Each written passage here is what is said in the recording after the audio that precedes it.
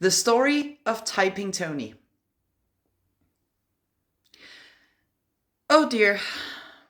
Yeah. I wanted all of the stories from Moleville to be passed along. I think it's very important that everyone knows about the Gruffles. But now I have reached a point where all the stories are all tangled up in my head in a big pile and spinning around. And I'm not sure. Should I tell you about the time when the earthworms went on strike because they didn't want to be buses anymore? Or do you want to hear about when Golden Gina adopted a woodlouse? Or maybe you would rather hear about some of the other remarkable Gruffles? How silly of me. Obviously, I can't ask you that. Well, I can, but I can't hear what you reply.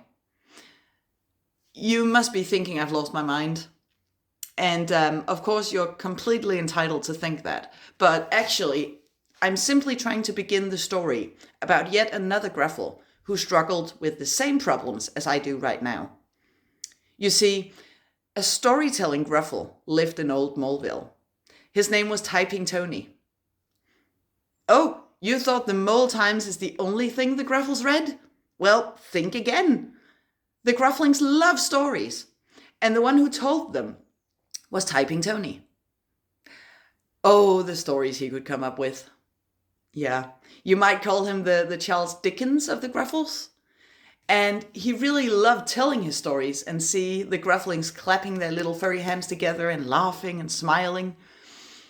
And most writers, human or Gruffle, have experienced something that's called a writer's block. That means that suddenly you don't know what to write about. But not Tony, no. He always had a story to tell. And the adult Gruffles were happy about Typing Tony keeping their Grufflings entertained while they were busy doing other things. But they didn't like Typing Tony very much. You see, sometimes you think something about people you don't know. You make up things in your head about them. And the Gruffles in Moleville thought that because Typing Tony was a popular Gruffle, he thought that he was better than the rest. That wasn't true at all. But that's how it is when grown-ups don't really know you. They make up stories about you. And in Moleville, everyone thought that Typing Tony saw himself as better than the rest. Yeah. I think I forgot that I was telling a story. Where was I going with this? What was it I wanted to tell you? Right, yes. I was getting to how Typing Tony had never had one of these writer's block thingies. And that is why he became very flustered on this day when our story begins. Typing Tony was on his morning walk through Moleville, and a couple of Grufflings came running and asked, "Tony, please tell us a story." And kind as he was, Typing Tony sat down right then and there with the Grufflings and tried to make up a story in his head, like he would always do. But the only thing that popped into his head was his to-do list. And that doesn't make good stories at all. He must have been sitting there for a couple of minutes, his eyes wide open in surprise, when the Grufflings didn't clap or even smile. They were disappointed. That's what they were. And that just flustered poor Tony even more. He ended up just getting up and leaving the Grufflings there. And then he stopped sitting down when the little ones wanted stories. And it didn't take long for the other grown-ups to make up more bad things about Tony. Apparently, he was too important for even Grufflings now. He should be ashamed of himself. And Typing Tony just walked back and forth in his home. He was thinking so hard that even his old father could hear the wheels turning in his head. But alas, Tony could not think of as much as one little story. And he was very, very sad that his stories had to be the thing to disappear.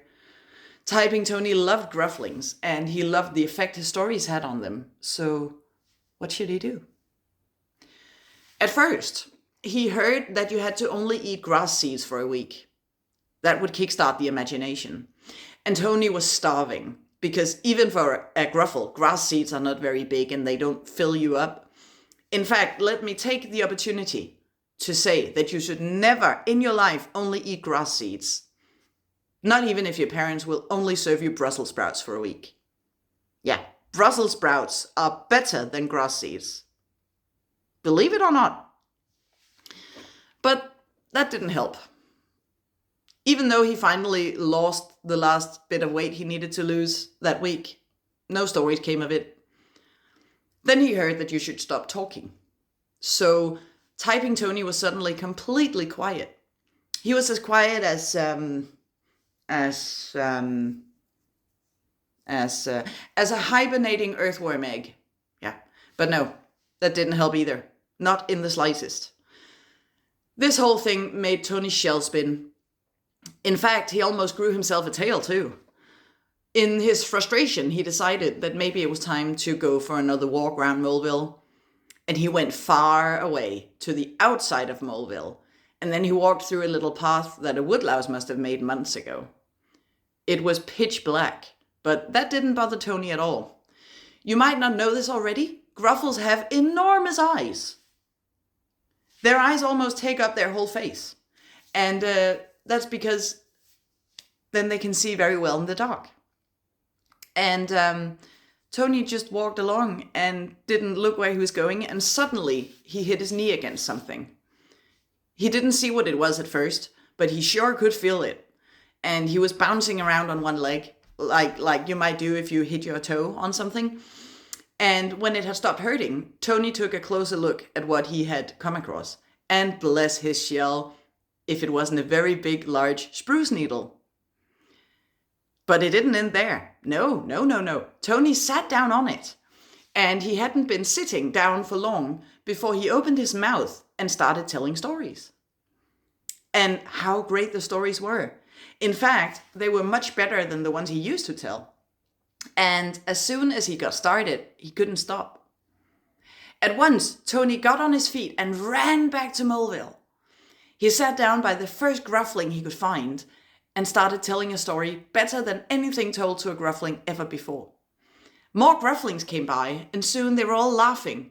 Their parents eventually came as well to hear what Typing Tony had to say. One of the grown-ups listening that day was very impressed with these stories.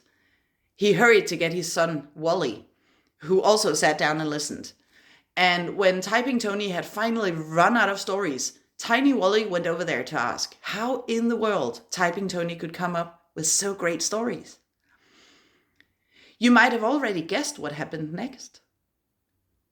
Tony brought Wandering Wally to the spruce needle he had been sitting on and told him that he could use it if he wanted, but only if he promised to keep it a secret.